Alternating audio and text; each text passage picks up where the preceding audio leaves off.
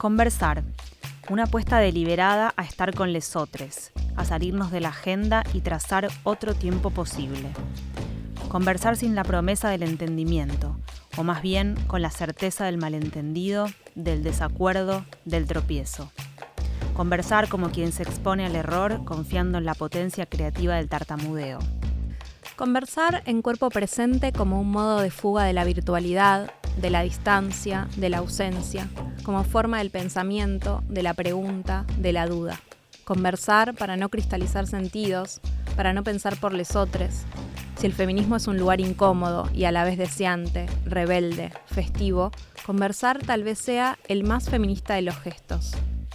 Somos Leila Messinger y Julieta Greco, y esto es El Deseo de Pandora.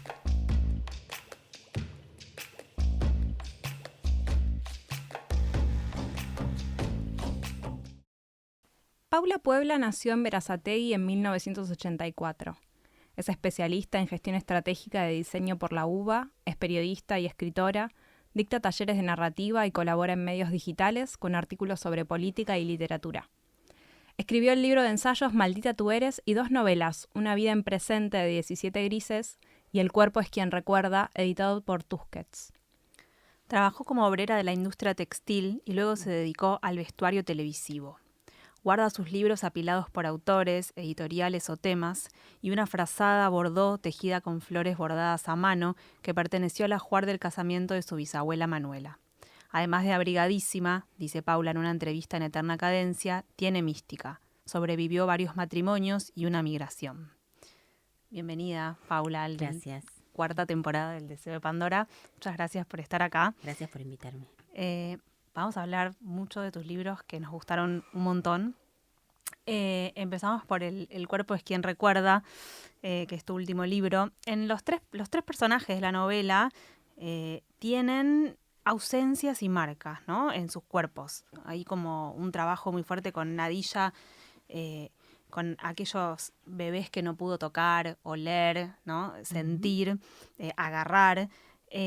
Rita, que está en la búsqueda de esa mujer que la gestó, ¿no? Y que siente esa ausencia. Y el cuerpo de Victoria, que también aparece muy marcado por la delgadez, por el rechazo a ser transformado ese cuerpo en el embarazo, por el uso de drogas y alcohol y demás. ¿Cómo construiste esos cuerpos y cómo aparece la idea del título en el pensamiento del libro? La construcción de esos cuerpos fueron 3 momentos muy distintos en la escritura, casi como si me hubiera embargado o atravesado 3 personas muy diferentes y 3 estados de ánimo muy diferentes, ¿no? Yo comencé escribiendo la parte de Rita, la primera parte. De hecho, la primera página de la novela, que es ese diario, es lo primero que escribí. Casi como una especie de partida de nacimiento del personaje, pero también de la novela, ¿no? Y después las otras 2 voces las fui encontrando. Al principio yo no tenía decidido que fueran 3 voces, 3 cuerpos, sino pensaba que iba a ser uno, pero al poco tiempo dije, no, bueno, acá se necesitan estas otras 2 voces, tienen que estar.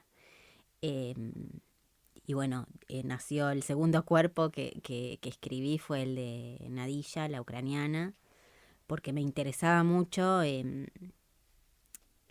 que el cuerpo de ellas estuviera ahí, digo, el cuerpo de las mujeres que alquilan su vientre no está y está en una parte lejos, en otro país, donde ahora hay una guerra, y es todo lo que sabemos, pero están ausentes, como leías vos, como decías vos.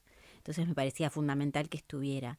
Y luego me parecía aún mejor hacer friccionar esas 2 primeras voces con la voz de esta madre de intención, como se la llama, para mostrar ahí, para poner en conflicto un poco lo que significa lo maternal, ¿no? Como poner en conflicto y que entre las 3 se preguntaran, entre esos 3 cuerpos se preguntaran, bueno, ¿qué es una madre? ¿Qué es una maternidad? ¿Qué es traer un hijo al mundo? No solamente muchas veces es parte de un deseo, muchas veces es parte de una negociación en una pareja, muchas veces es un capricho, un error, una equivocación, lo que te salva la vida, ¿no? Como, bueno, empezar a darle textura a a la historia de Rita, digamos.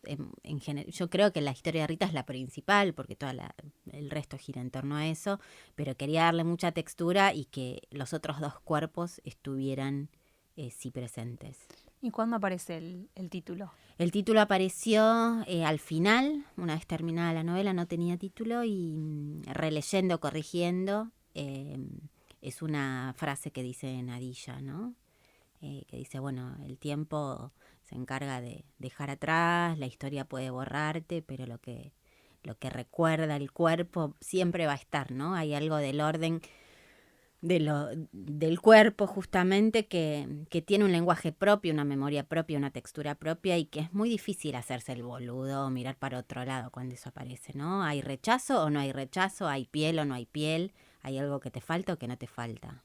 Y hay algo más que pensábamos con Ley hoy cuando conversábamos sobre El cuerpo es quien recuerda, que tiene que ver con la corporalidad de las voces, especialmente las de Nadilla y Victoria, que las dos decíamos como las lees y tienen una sonoridad, o sea, lograste construir también una corporalidad en la voz. Sí, en los dos casos fueron muy distintos, como el registro es muy distinto, ¿no? El epistolar y después el otro en esa especie de video medio Gran Hermano que se hace consigo misma Victoria. Sí. Vuelvo a lo que dije al comienzo, me atravesaron estados de ánimo muy distintos, entonces bueno, con Nadilla me salió una cosa así como medio combativa y medio de extorsiva, y era algo que nunca había hecho y que me divirtió bastante, o sea, poder ponerla por primera vez en un lugar de poder, y bueno, y a ver qué hace esta mujer que estuvo tan sometida durante todo este tiempo, qué hace con el poder cuando lo tiene. Bueno, exige lo que es suyo y no tiene miedo de agarrar una metralla, aprender a disparar, agruparse con sus colegas. Y en el caso de Victoria, a ella siempre fue una individualista, fue una lolita en los 90 con la frivolidad menemista, casada con este empresario, qué sé yo, y no la imaginaba en un lugar distinto al que la puse, ¿no? Como filmándose a sí misma, mostrando ese cuerpo que por momentos es como decrépito, con sus lastimaduras y con sus siliconas, como haciendo todo un show de sí misma, y siendo la persona que cierra la novela, ¿no? Te escuchamos y te leímos decir en varios momentos que hay algunos lemas del feminismo que te resultaban problemáticos. Entre ellos uno era "mi cuerpo es mío", y obviamente entendemos que en general los lemas tienen un uso estratégico y político, pero bueno, vos hacías una reflexión de cómo eso tal vez puede volverse complejo o volverse en contra. Sí. Y al mismo tiempo escribís un libro que se llama El cuerpo es quien recuerda, en donde la cuestión de la subjetividad, la soberanía y demás sobre el cuerpo está muy presente. ¿Cómo sentís que esta novela conversa o discute con esa idea? Está buena la pregunta. Pienso que intenta entablar un diálogo. No sé si lo entabla, pero es mi intento, porque sí se entabla ese diálogo. Y para señalar un poco esa fricción y esa contradicción de lemas como, por ejemplo, mi cuerpo es mío, hay otro es la maternidad será deseada o no será. Bueno, digámosle ese lema a una mujer que alquila su vientre, a ver qué le pasa. Es deseo lo que la lleva a alquilar su vientre, que además no es un alquiler de un vientre, ¿no? Porque el vientre está dentro nuestro, es el alquiler de todo su cuerpo durante muchísimos meses, o sea que es mentirosa la expresión alquiler de vientre. Y bueno, y la otra, mi cuerpo es mío, bueno, ahora se pone muy, muy en juego con estas personas que están diciendo que está bien vender un órgano si uno necesita plata, ¿por qué no puede ir y vender todo en el terreno de lo ridículo y de lo distópico? Pero existe.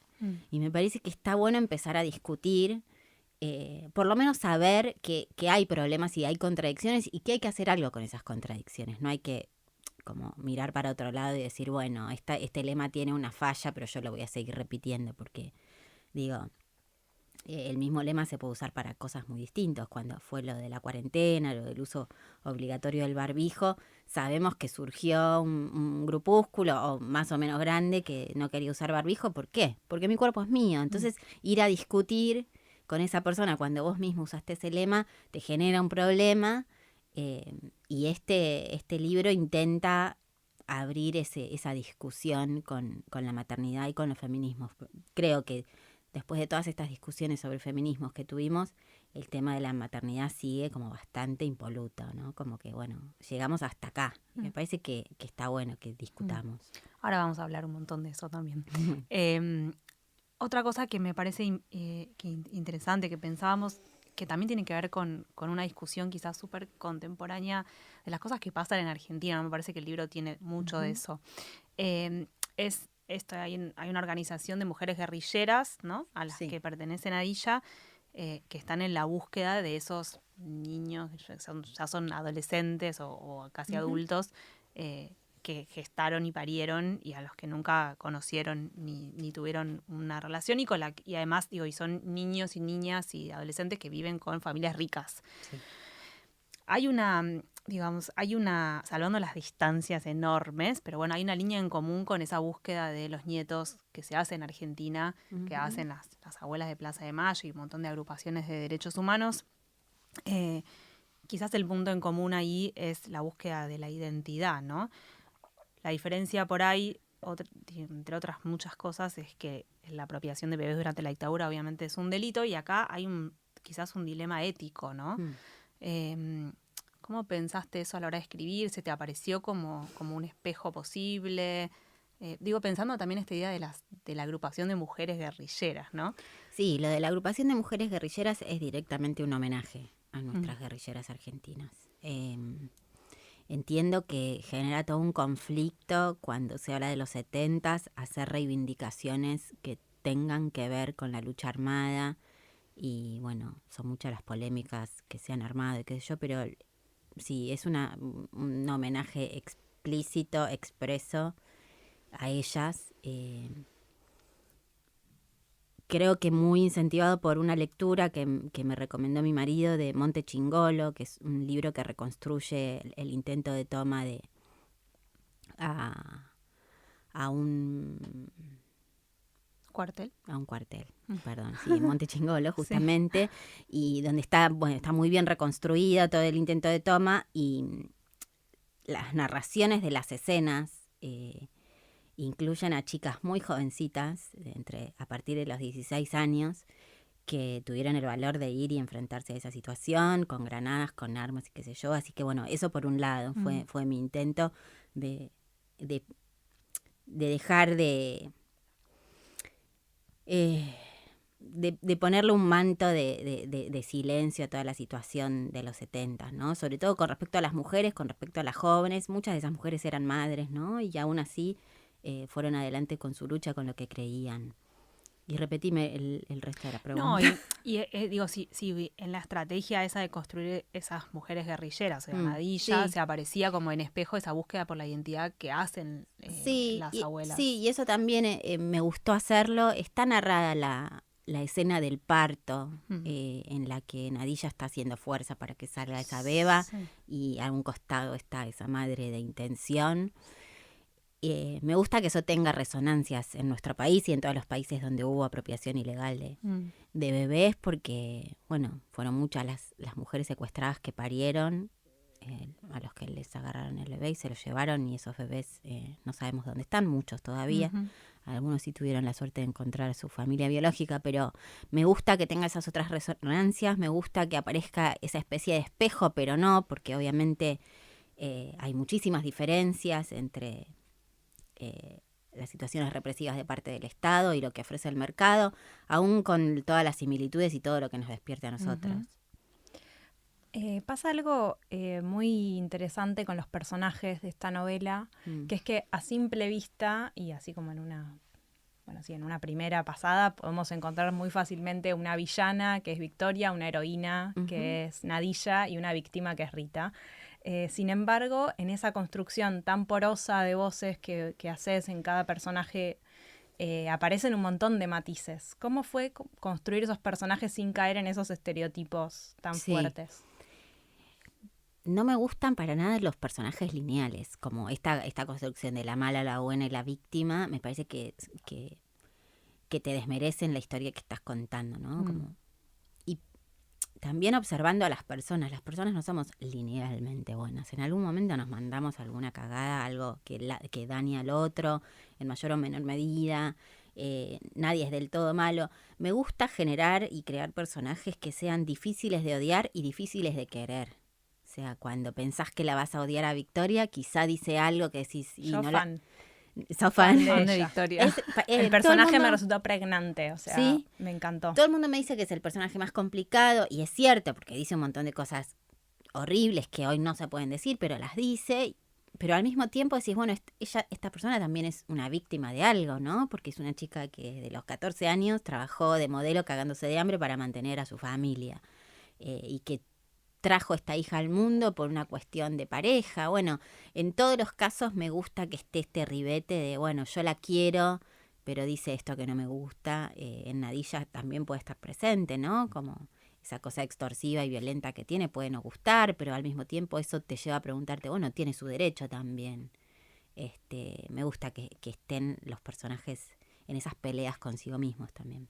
Es interesante eso de Victoria, como hay algo de su figura que es egoísta, que es frívola, que un poco la odias al principio, pero de alguna manera, esto que decías, ¿no? Ella te permite decir cosas que quizás de otra forma en otro tipo de personaje no hubiera sido posible. Tenías o sea, eso lo tenías como planificado, pensado, fue apareciendo, digo, ¿qué cosas te permitió esas características que tiene Victoria decir, ¿no? Mira, fue el último personaje que escribí y me costó encontrarle el dispositivo formal, ¿no? Me costó esto de esa cámara que la filma. Yo quería que ella hiciera un monólogo, pero no quería que fuera un monólogo cerrado, quería que hubiera intervención de algo. Bueno, primero fue la aparición de ese dispositivo, una especie de abejita que te sigue a donde vos vas y que te filma y que te graba. Digo, bueno, ahí encontré algo que me servía. Y después el personaje, bueno, lo pensé en Soledad. Después toda esa cosa que ella fue supurando, me la dio mucho la época, me la dio mucho su trabajo, me la dio mucho mirar, me puse a mirar tapas de revistas de los 90s, me sirvió mucho. En ese momento miré el documental, por ejemplo, sobre el asesinato de José Luis Cabezas, que aparece en el libro, de alguna forma medio elíptica, pero ese verano en Pinamar, que es el mismo verano en el que Victoria conoce a Roberto.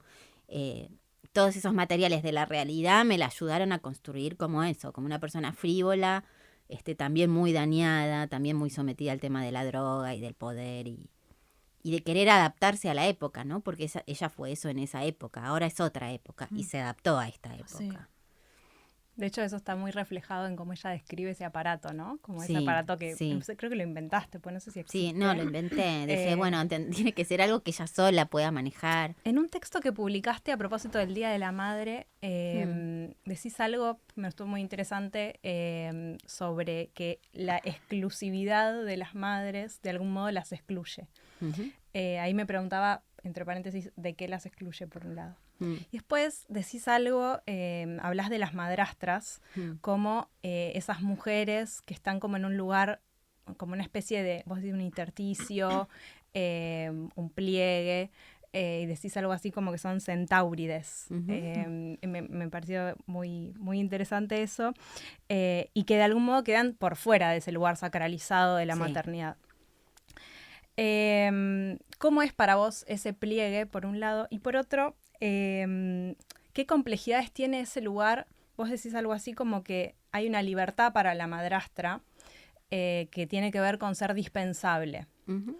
Que después me hizo pensar que eso incluso también, ser dispensable también es algo propio de todas las mujeres que, entre comillas, porque ya la decisión de ser o no ser madre es complejísima, sí. Deciden no tener hijos. Uh-huh. Que es, de algún modo, apropiarse de una libertad, pero que tiene esa complejidad. Es, bueno, no sos indispensable para nadie. Sí. En esta forma en la que estamos entendiendo la maternidad como la única infaltable. Que me hacía pensar en una frase que me encanta, que es, no es difícil conquistar la libertad sino soportarla. Exacto. Bueno, ¿cómo pensás ese pliegue y cómo es ese no ser o ser dispensable? Bueno, por un lado el pliegue de esta cosa de ser madrastra, que tiene la dificultad de no poder nombrarse en verbo, no poder nombrarse bueno, es como que ya genera un problema en el lenguaje me parece un montón, ¿no? Bueno, ahí hay algo, hay una palabra que no tenemos, que está faltando, y porque esa palabra faltan, creo que también es algo que no se puede nombrar bien. Y pienso que es ridículo que no se hable de las madrastras con el nivel, con la cantidad de familias ensambladas que hay hoy por hoy. No sé, hace 20 años el compañerito de la escuela que tenía a sus padres separados era la anomalía del grado, ¿no? Era como el señalado y no sé qué. Hoy es algo absolutamente promedio y ordinario y común. Y las generaciones de esos núcleos familiares ensamblados, bueno, en muchos casos tienen a su madrastra, ¿no? Que a veces tiene hijos propios, que a veces no los tiene. Y siento que esa nota salió porque intenta politizar algo que también ocurre en el espacio doméstico. Y eso es otra de las discusiones que los feminismos estuvieron dando, ¿no? Bueno, lo que pasa en casa tiene que ver con lo que pasa afuera, lo que pasa afuera tiene que ver con lo que pasa en casa. ¿Por qué no estamos hablando de esto? Somos un montón las mujeres que somos madrastras, y que lidiamos con eso todos los días. Quizá la misma cantidad de días que con los que lidia la madre biológica de ese chico, quizá más, quizá menos, pero bueno.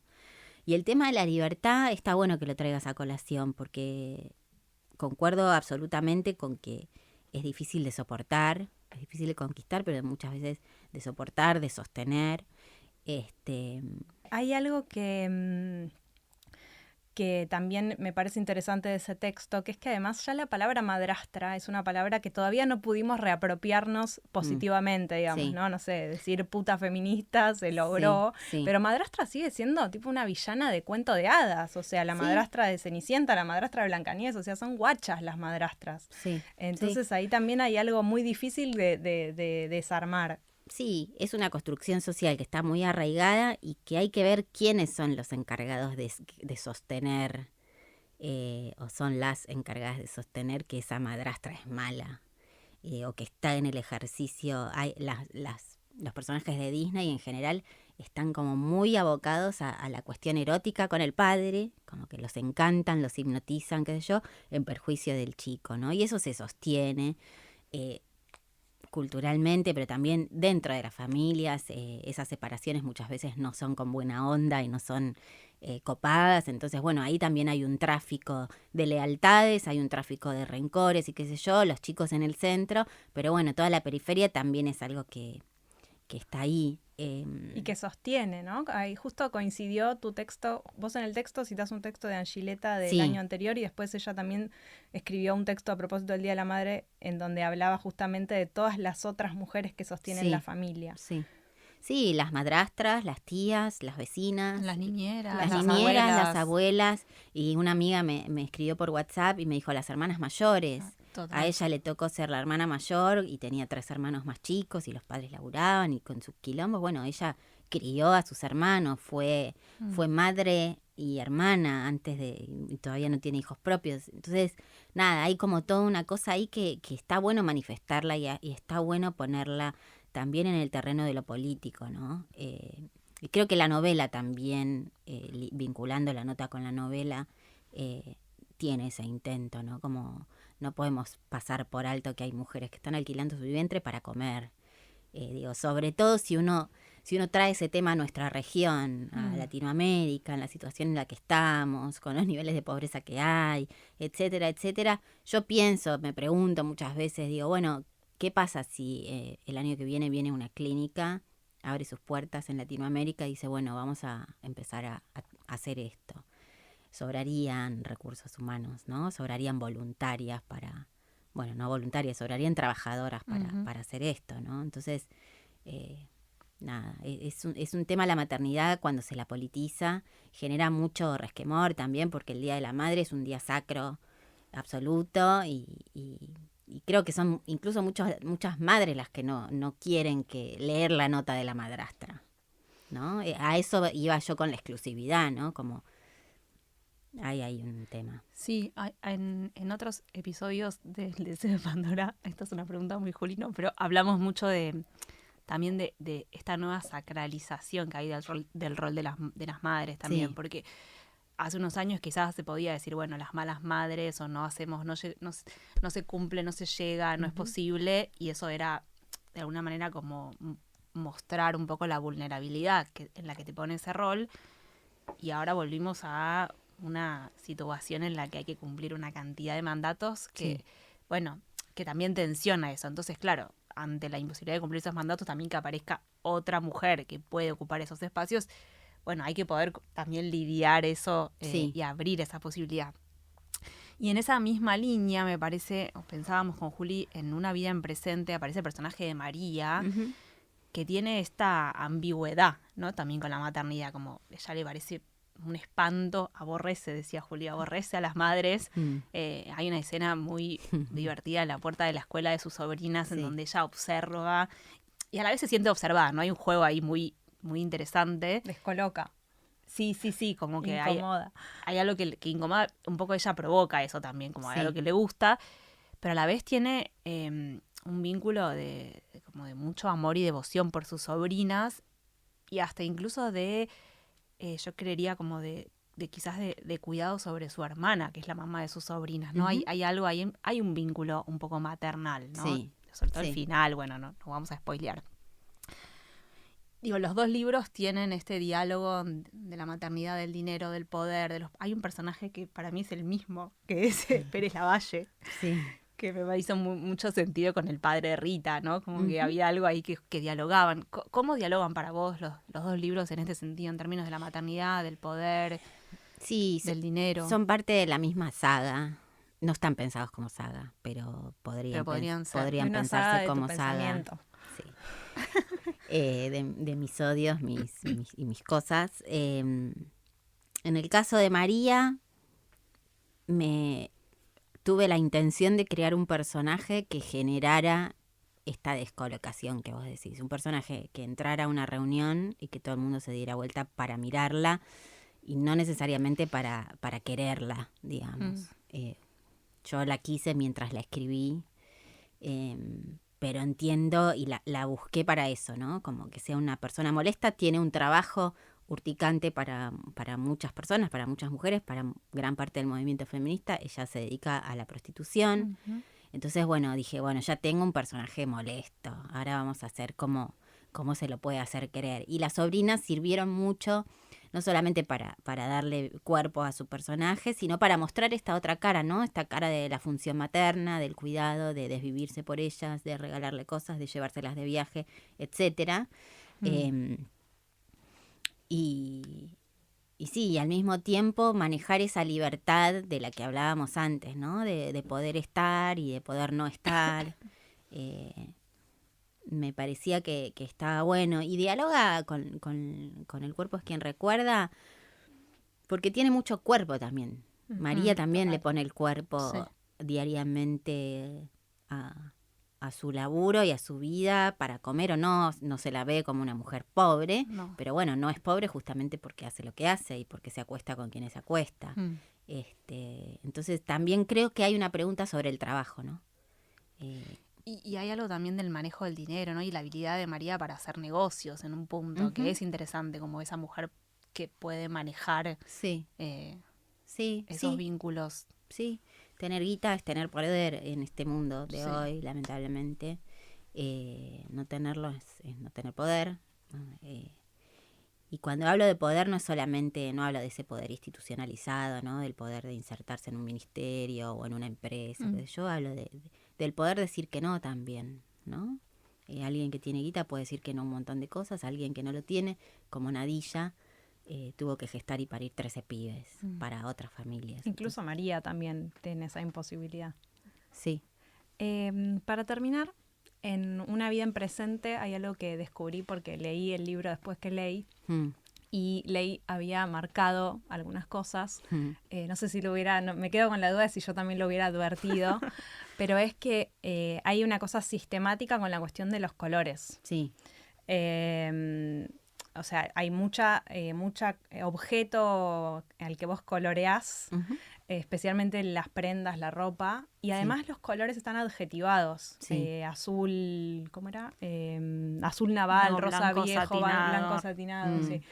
Entonces el color es central y además después termina la novela con un ejercicio medio sinestésico del color de lo irreversible. Sí. ¿Cómo pensaste eso y de dónde apareció esa obsesión por los colores? Mira, empezó como una especie de recurso, digo, no sé, blanco satinado creo que es lo primero, en la primera página, sí. ¿no? Porque el personaje está de cara a una pared. Y después dije, acá puede haber algo interesante. Y después me engolosiné. Porque, claro, dije, a ver, este rojo, ¿qué rojo es? Bueno, es rojo, no sé, cualquiera. Moscovita, creo que hay un rojo moscovita. Bueno, es el rojo. Sí. Me engolosiné. Yo tengo formación en diseño, indumentaria y textil. Y traía algo de todo eso. Me gustaba que María fuera muy coqueta y muy... También muy individualista, ¿no? Como que hay algo de Victoria ahí, Sí. una mina que se arregla todo el tiempo, que se maquilla todo el tiempo, que está muy pendiente de su imagen. Pero apareció como un recurso. Y después, en una de las entrevistas que me hicieron cuando salió la novela, Celina Abud me hizo un comentario muy piola, que obviamente yo no lo había pensado al escribir, y me dijo que el tema de la descripción de los objetos y de los colores, a ella le resonaba una persona que estaba muy sola y muy aburrida. Y me gustó eso y me lo apropié, ¿no? Como una persona que se pone a observar tantos detalles de los objetos que lo rodean. Puede tener que ver, ¿no? Con un estado de soledad y por ahí no está interactuando con otra persona, entonces está abocada a los detalles, a los colores y qué sé yo. Me gustó eso. Está bueno, pienso en las carteras de María, ¿no? Como en ese... Quien pudiera. Quien Sí, pudiera. hay una descripción de los objetos y de las cosas muy como extenuante Sí. y que te agota incluso. Sí. Supongo que debe ser agotador ser María también. Ay, sí. Bueno, Paula, muchas Muchas gracias. gracias. Gracias a ustedes. Esto fue El deseo de Pandora. Conducción y guión, Leila Messinger y Julieta Greco. Producción audiovisual, Vera Ferrari. Edición de sonido, Estudio Red. Arte, Florencia Merlo. Dirección de Anfibia Podcast, Tomás Pérez Bisón.